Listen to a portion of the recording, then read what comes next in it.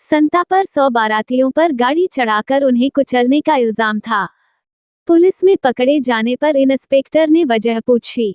संता, sir गाड़ी के brake fail थे और सड़क के एक तरफ एक आदमी था और दूसरी तरफ बाराती। इंस्पेक्टर, तो तुम्हें उस आदमी पर गाड़ी चढ़ानी चाहिए थी। संता, मैं क्या करता जब मैं उस आदमी पर गाड़ी चढ़ा रहा था, वो भागकर बारात में घुस गया। इंस्पेक्टर बेहोश। एक बस नहर में गिर गई। पुलिस, बस कैसे गिरी? ड्राइवर, मुझे नहीं पता। पुलिस, क्या? तो तू क्या कर रहा था? ड्राइवर, वो आज कंडक्टर आया नहीं था तो मैं खुद ही टिकट काटने पीछे चला गया। चंकू, मंकू और पनकू तीनों मोटरसाइकिल पर कहीं जा रहे थे। रास्ते में ट्रैफिक पुलिस वाले ने रोक लिया। पुलिस वाला, क्या आपको पता नहीं है कि मोटरसाइकिल पर 3 की सवारी पर पाबंदी है? चंकू, पता है, इसीलिए तो एक को वापस छोड़ने जा रहे हैं। सोचने पर मजबूर करने वाली बात। अगर 40% नंबर पाने वाला पुलिस अंडरस्को अधिकारी बन जाता है और 80% नंबर पाने वाला रोजगार न मिलने के कारण चोर बन जाता है, तब आप सोचिए, क्या वो एसपी साहब कभी उस चोर को पकड़ पाएंगे जो उनसे ज्यादा दिमाग रखता है? पुलिस वाला एक बुढ़िया से बोला, मैं कितनी देर से आपको सीटी मारकर रोकने की कोशिश कर रहा हूँ, आप रुकती क्यों नहीं? बुढ़िया ने शर्माते हुए जवाब दिया, बेटा अब मेरी सीटी सुनकर रुकने की उम्र नहीं है। थानेदार, संता से, जब तुम्हारे यहाँ चोरी हुई उस वक्त क्या था? संता, वक्त तो बुरा था तभी तो चोरी हो गई थी। झुंझला कर थानेदार बोला, अरे बजा क्या था? संता, 2 लाठियां मुझ पर व एक मेरी पत्नी पर। थानेदार फिर बोला, अबे ओ मूर्ख, मैं पूछ रहा हूँ घड़ी में क्या बजा था?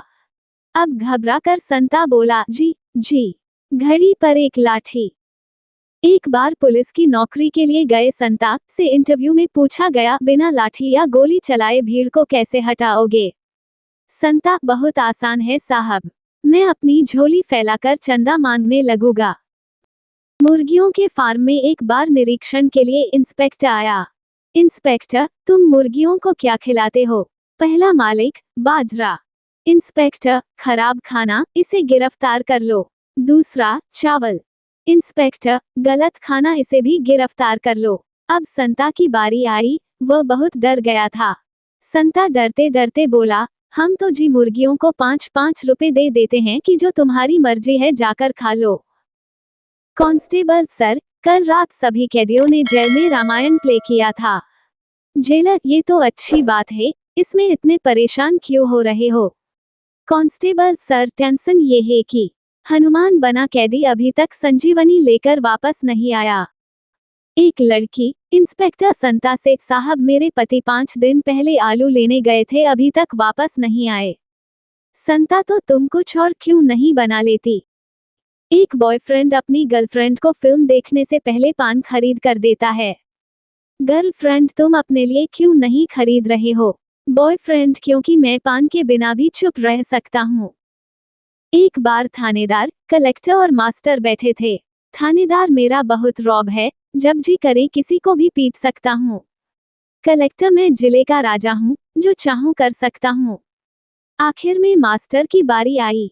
मास्टर, अपना तो जी कोई रौब नहीं है, सारे दिन स्टूडेंट्स को चांटे मारता हूँ, आगे उनकी किस्मत, फिर चाहे पगले थानेदार बने या कलेक्टर। पुलिस का जलवा। संता तालाब में नंगा नहा रहा था। पुलिस, चल ओए बाहर आकर कपड़े पहन ले, तेरी तलाशी लेनी है।